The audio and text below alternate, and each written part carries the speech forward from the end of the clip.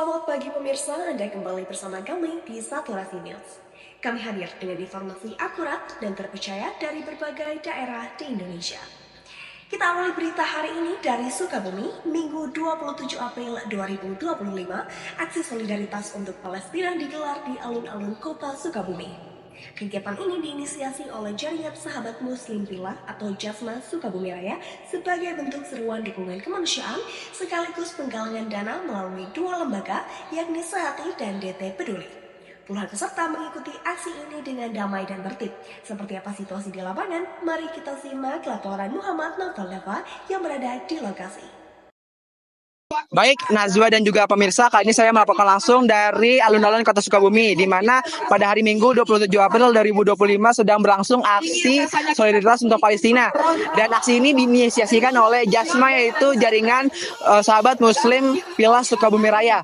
Dan aksi ini mereka mengajak majelis-majelis yang ada di Sukabumi, pesantren-pesantren yang ada di Sukabumi, dan juga masyarakat yang ada di Sukabumi untuk mengikuti aksi solidaritas untuk Palestina. Dan nantinya aksi ini berlangsung cukup kondusif ya, bisa dilihat. Dan juga aksi ini sudah berlangsung sejak pagi tadi pukul 9, dan di mana para peserta ataupun demonstran membawa poster, spanduk, dan juga bendera Palestina serta menyuarakan dukungan mereka atas kemerdekaan Palestina dan juga penghentian kekerasan yang ada di wilayah konflik. Bismillahirrahmanirrahim. Assalamualaikum warahmatullahi wabarakatuh. Saya Andri Kurniawan dari Sehati Gerak Bersama. Ini merupakan kegiatan yang kesekian kalinya kita bergabung bersama para asatid, bersama para alim ulama untuk menggelar aksi Sukabumi Peduli Palestina. Di mana sebelum-sebelumnya kita sudah salurkan beberapa bantuan kita langsung, baik itu melalui kapal KRI 992 berupa baju hangat dan lain sebagainya di tahun kemarin, dan di Idul Fitri kemarin, di Ramadan kemarin kita buka dapur umum di pengungsian yang berada di Jordania. Baik, Najwa dan juga pemirsa, kali ini saya masih berada di alun-alun Kota Sukabumi, dan masa mulai menyebar untuk penggalangan dana, dan aksi berlangsung secara kondusif, di mana mulai dari pembukaan, orasi, dan juga doa bersama, dan diakhiri nantinya dengan penggalangan dana. Baik, mungkin sekian dari saya Muhammad Novel Dava melaporkan dari alun-alun Kota Sukabumi. Saya kembalikan ke studio. Baik, terima kasih Muhammad Novel Dava atas laporannya. Semoga aksi ini dapat menjadi langkah nyata dalam membantu saudara-saudara kita yang terkena dampak konflik di Palestina. Baik pemirsa, kita beralih ke berita berikutnya. Kasus pencurian meteran air milik PDAM Tirta Bumi Wibawa kembali menjadi sorotan di Sukabumi. Setelah sempat dilaporkan sejak Januari, aksi pencurian ini semakin marak terjadi hingga awal April.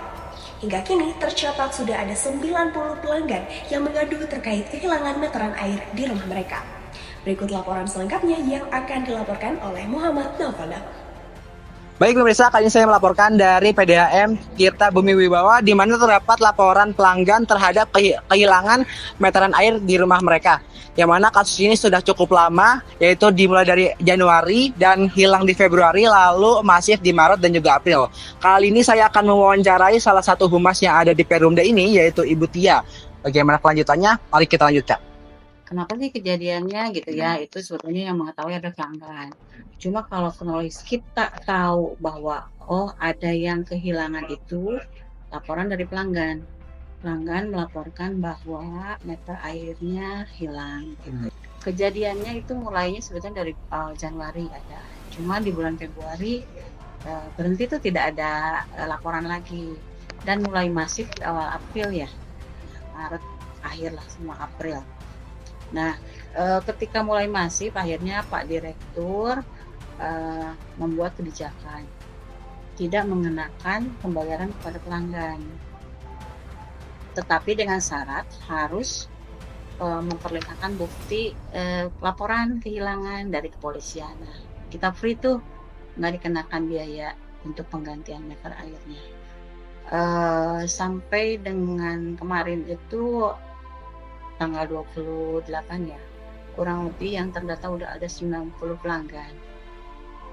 Adapun kalau untuk tindak lanjutnya, kita kerjasama dengan kepolisian. Mungkin nanti kepolisian akan melakukan investigasi lapangan atau apalah namanya, saya kurang tahu. Yang jelas kami itu punya rekaman CCTV yang dari pelanggan yang kooperatif dengan kami. Pemirsa, destinasi wisata alam hadir sebagai pilihan tempat rekreasi yang tentunya menawarkan keindahan dan ketenangan. Terletak di tengah hamparan kebun teh yang hijau dan sejuk, Golparati Park kini menjadi magnet baru bagi para wisatawan lokal maupun luar daerah. Tak hanya menawarkan pemandangan indah saja, pengunjung juga tentunya bisa menikmati berbagai aktivitas seru yang edukatif dan menyenangkan. Untuk mengetahui lebih lanjut seperti apa suasana dan daya tarik utama dari Golparati Park, berikut liputan lengkapnya yang telah disiapkan oleh tim kami langsung dari lokasi. Pemirsa, ternyata ada hidden gem di Sukabumi. Tepatnya wisata yang mana cocok banget buat kalian yang pengen healing bareng keluarga, pacar, ataupun diri sendiri nih. Yaitu di Golparati Park. Di mana di sini bukan hanya wahananya yang banyak, tapi aktivitasnya juga melimpah. Yang mana akan ngebuat kamu nggak akan bosen-bosen di sini. Gimana keseruannya? Yuk ikutin terus. Destinasi wisata alam terbaru, Golparati Park menawarkan pengalaman seru dan edukatif untuk seluruh keluarga. Golparati Park terletak di Desa Cisarua, Kecamatan Sukaraja, Kabupaten Sukabumi, Jawa Barat. Untuk menikmati keindahan Golparati Park, pengunjung dikenakan tiket masuk sebesar Rp30.000 untuk anak-anak dan Rp40.000 untuk dewasa. Dengan udara yang sejuk dan lingkungan yang hijau, Golparati Park menjadi tempat yang ideal untuk bersantai dan menikmati keindahan alam. Pengunjung dapat berjalan-jalan di atas jembatan panjang yang membentang di tengah kebun teh. Tempat ini tentunya menawarkan suasana sejuk dan pemandangan alam yang memukau. Beragam wahana seru tersedia di sini seperti Rainbow Slide, Flying Fox, ATV dan UTV, mini outbound, kereta anak, rowboat, mini golf, dan masih banyak lagi. Setiap wahana memiliki tarif yang bervariasi, mulai dari Rp20.000 hingga Rp100.000. Baik pemirsa, kali ini saya sedang bersama salah satu supervisor wisata yang ada di Golparati Park. Dengan siapa? Dengan Okta. Oke, dengan Kak Okta ya. Oke, aku ada beberapa pertanyaan nih Kak. Jadi mungkin yang pertama itu, menurut Kakak fasilitas apa yang memang ada di Golparati Park dan yang paling ramai itu fasilitas apa ya Kak?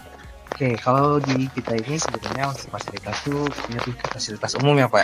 Dan yang mungkin membedakan fasilitas di kita itu adalah yang pertama warawiri. Jadi ketika orang-orang di sini itu bisa menikmati warawiri yang ada di Golparati Park. Terus ada musola, terus juga kita punya jalan khusus untuk disabilitas. Terus kita juga punya T-Bridge. Itu tuh salah satu jembatan kebun saung teh lah gitu. Itu pemandangan kebun teh gitu. Terus kita ada juga spot foto. Kayak gitu sih Kak untuk fasilitas-fasilitas yang ada di Golparati Park. Karena kita tahu nih ya kan Golparati Park tuh udah banyak yang tahu lah dan pastinya rame terus kayaknya. Nah, mungkin menurut Kakak nih ada nggak sih waktu-waktu tertentu yang mungkin rame-ramenya gitu bagi Golparati Park?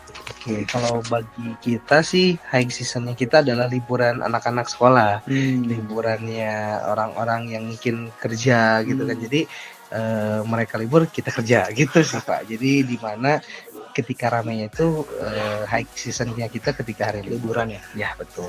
Oke, mungkin sekian ya pemirsa wawancara terhadap salah satu supervisor yang ada di Golparati Park. Oke, kita lanjutkan perjalanannya. Bye bye.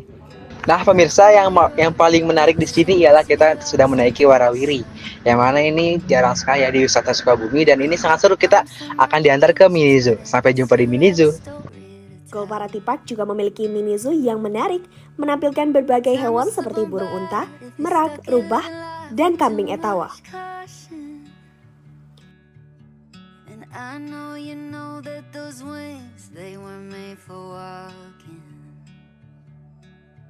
Oh, it's safe where you are, but safe only gets you so far. What if you look your fears right in the eye? Pengunjung dapat berinteraksi langsung dengan hewan-hewan ini, memberikan pengalaman edukatif yang menyenangkan. Selain itu, tim kami diajak untuk mengenal lebih dekat tentang budidaya kambing etawa. Melalui penjelasan dari petugas, kita dapat memahami proses perawatan dan pemeliharaan kambing, menambah wawasan tentang peternakan secara langsung.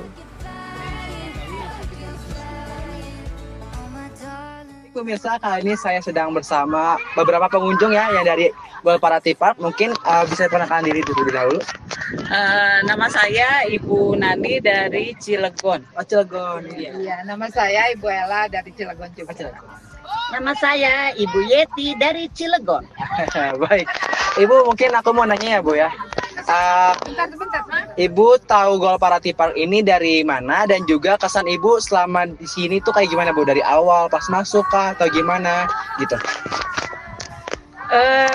Pengenalan pertamanya itu karena ikut dari travel ada wisata ke Gualpara ini. Tapi kebetulan Ibu juga pernah melihat di YouTube, di IG juga ada ada kota wisata yang Gualpara ini. Ini Bu ada pendapatnya? Iya, sama sih. Tahunya pertama mah iya sama dari travel itu. Travel ya. Iya. Mungkin kalau kesannya gimana, Bu? Soalnya Seru kah atau gimana?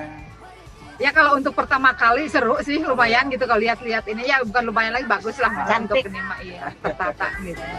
Nah, tadi itu pemirsa perjalanan di Gol Party Park yang seru banget, banyak wahana dan juga aktivitas yang menyenangkan gitu.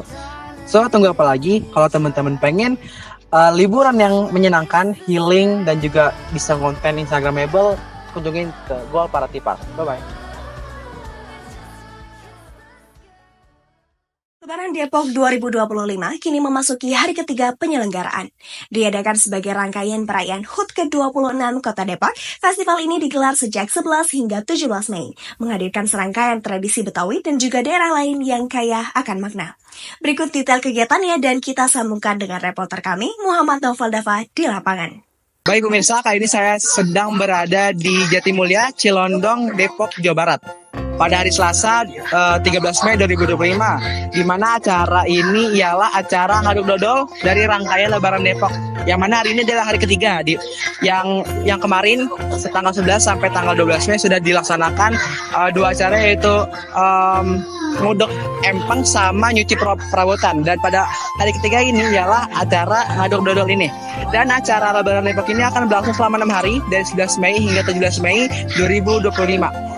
Bagaimana keseruannya? Mari ikuti saya terus.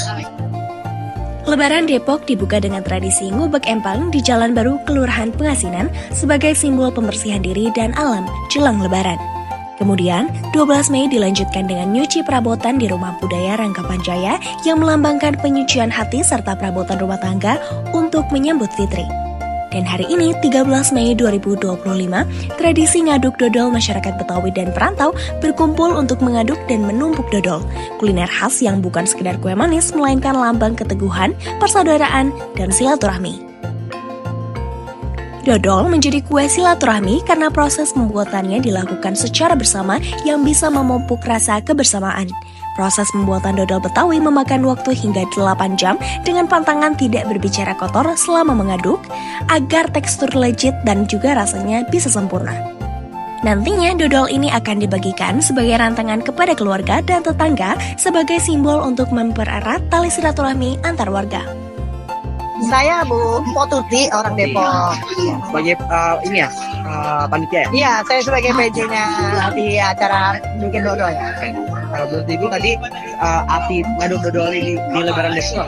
Jadi arti dari bikin dodol ini, kalau orang Depok itu katanya kalau belum bikin dodol belum nyohor. Jadi zaman dulu itu kalau namanya kita Lebaran, kudu yang namanya bikin dodol. Jadi kan itu dodol disebutnya adalah budaya dari turun temurun untuk makan dodol gitu. Jadi tradisi orang Depok itu memang harus bikin dodol kalau Lebaran. Intinya kalau bukannya enggak belum bikin dodol belum nyor gitu. Kudu ada yang namanya sampai gadein sawah, sampai segala ngapain, emang kudu bikin dodol begitu.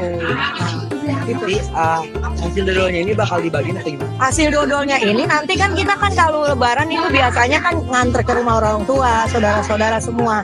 Nah diselipin dah di situ. Ada kan pertama rantang, ada nasi, ada daging kebo, ada tumisan kacang, ada yang namanya ikan mas dipesmol dikuningin gitu. Di atasnya ditaruhin uli, tape sama dodol, dibagi-bagi ke keluarga sama semua. Terus kalau Lebaran kita nyediain kalau ada yang datang makan dodol gitu. harapan Ibu buat Depok di Lebaran Komplit 2021? Harapan saya ini kita semuanya jangan ngilangin yang namanya tradisi kita zaman dulu. Orang-orang tua kita. Kita harus melestarikan yang namanya budaya-budaya kita ini seperti ini, bikin dodol. Baik pemirsa, tadi adalah laporan saya di acara Lebaran Depok khususnya di Ngaduk Dodol ini, dan semoga Lebaran Depok kedepannya makin seru, makin lancar, dan tradisi yang ada di Lebaran Depok ini terus dilestarikan. Festival Budaya Nusantara yang digelar oleh Institut Pertanian Bogor kembali hadir memukau dengan ragam seni dan warisan budaya dari berbagai penjuru Indonesia. Kali ini Jawa Barat membuka festival dengan sajian istimewa yang memadukan seni, mitos, dan juga pesan yang mendalam. Di sini sudah ada reporter kami Muhammad Naufal Dava, dan kita akan diajak untuk menelusuri jejak Sang Ratu Laut Selatan, Nyi Roro Kidul dari tanah Pasundan. Baik pemirsa, kali ini saya tengah berada di alun-alun Kota Bogor pada hari Minggu 18 Mei 2025, di mana saat ini tengah berlangsung acara Festival Budaya Nusantara yang ke-16, yang mana acara ini diinisiasi oleh mahasiswa program studi komunikasi digital dan media Sekolah Vokasi IPB University Angkatan 61. Dan yang paling menarik perhatian ialah budaya Jawa Barat, yang mana mereka membawakan drama musikal Nyi Roro Kidul. Bagaimana kisahnya? Mari kita saksikan. Festival Budaya Nusantara kembali digelar di alun-alun Kota Bogor dengan meriah. Tahun ini, Jawa Barat menjadi pembuka rangkaian acara dengan mengangkat salah satu legenda paling terkenal di Nusantara, Nyi Roro Kidul, Sang Ratu Pantai Selatan. Acara diselenggarakan pada hari Minggu 19 Mei 2025 dan menjadi wadah ekspresi kebudayaan dari berbagai provinsi di Indonesia. Dalam balutan drama musikal bertema budaya, mahasiswa mempersembahkan kisah Nyi Roro Kidul secara modern namun tetap mengakar kuat pada nilai-nilai tradisional. Pertunjukan ini menampilkan perpaduan tari, musik, dan narasi teatrikal yang menggambarkan perjalanan spiritual dan kekuatan mistis Sang Ratu Laut. Nyi Roro Kidul tidak hanya hadir sebagai tokoh mistis, tetapi juga sebagai simbol kekuatan alam, perempuan sakral, dan penjaga harmoni antara manusia dengan laut. Dalam budaya Sunda, ia dipercaya sebagai penguasa Laut Selatan yang dihormati dan disakralkan. Baik pemirsa, kali ini saya tengah bersama salah dua pemeran Nyi Roro Kidul dan juga ketua divisi acara dari Budaya Jawa Barat. Oke, bisa perkenalkan dulu nama kalian? Halo, nama saya Kinanti Gustiati. Halo, aku Tika Duyanimita. Oke, jadi kita udah ngeliat ya tadi Pak acara ataupun festival dari Jawa Barat. Nah, aku punya pertanyaan nih buat kalian. Yang pertama, apa sih konsep utama dari drama musikal tadi? Oke, drama musikal ini diangkat dari kisah legenda Nyi Roro Kidul nih teman-teman. Mungkin teman-teman masih ada yang bingung ya, Nyi Roro Kidul tuh sebenarnya dari Jawa Tengah atau Jawa Barat. Nah, ternyata Nyi Roro Kidul itu mempunyai versinya masing-masing. Nah, versi dari Sendra Tari kali ini kita ngangkat Nyi Roro Kidul yang berada di pantai Pelabuhan Ratu. Oke, nah untuk Nyi Roro Kidulnya nih, gimana sih perasaan kamu memerankan Nyi Roro Kidul tadi? Oke, untuk memerankan Nyi Roro Kidul sendiri sebenarnya sebuah kehormatan ya bagi aku sendiri, karena memang aku pada dasarnya bukan seorang penari ataupun anak teater gitu. Jadi pertama kali menjadi seorang Nyi Roro Kidul itu benar-benar suatu kehormatan bagi aku gitu kan. Oke, lalu ada nggak sih makna personal pun kamu ngeliat si Nyi Roro Kidul itu dari mana sih? Kalau misalkan aku lihat Nyi Roro Kidul itu orang itu kayak yang mistis gitu. Memang kan di ceritanya tuh jadi lebih ke seorang putri yang memang tidak, yang ibunya itu tidak mau dia menjadi seorang ratu dan diaktifkan gitu, dan juga untuk menjadi burung rupa. Nah setelah itu kan dia diceburkan ke dalam laut dan menjadi ratu. Jadi aku mikirnya kayak walaupun kita dijatuhkan tapi kita tetap bisa bangkit lagi. Selain pertunjukan seni, kebudayaan Jawa Barat juga dihadirkan lewat ragam kuliner tradisional. Makanan ini tidak hanya menggugah selera, namun juga menjadi bagian tak terpisahkan dari identitas lokal masyarakat Sunda. Pakaian daerah khas Sunda yang dikenakan para penampil turut memperkuat atmosfer budaya. Dengan nominasi warna hijau dan putih, simbol kesucian dan keselarasan dengan alam, busana ini menjadi bagian penting dalam menyampaikan makna spiritual di balik pertunjukan. Tak ketinggalan, rumah adat Sunda ditampilkan dalam bentuk instalasi panggung yang merepresentasikan struktur sosial masyarakat Jawa Barat. Baik pemirsa, kali ini saya tengah bersama salah satu pengunjung yang ada di Festival Budaya Nusantara yang ke-16. Oke, dengan siapa? Aku Griffin. Menurut kalian semua, gimana sih tadi penampilan Jawa Barat di Festival Budaya ini?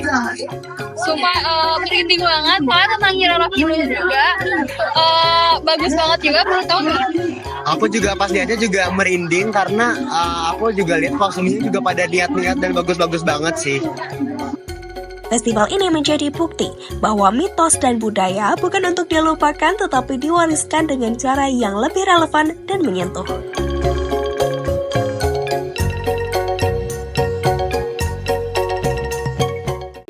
Terdapat sebuah kebun anggrek bernama Estes Orchid yang kini menjadi ruang belajar dan sekaligus praktik langsung bagi para remaja dan anak muda untuk mengenal lebih dalam tentang budidaya anggrek. Nah, bagaimana cara merawat anggrek yang benar dan apa tantangan yang sering dihadapi? Apakah teknologi pertanian modern turut juga diterapkan? Mari kita ikuti liputannya bersama reporter kami, Anindya Zakirah langsung dari lokasi. Halo pemirsa, kali ini saya sedang berada di Estes Orchid, Meruyung, Depok. Tempat ini merupakan salah satu tempat budidaya dan pemasaran taman anggrek terbesar dan terlengkap di Depok. Seperti apa keseruannya?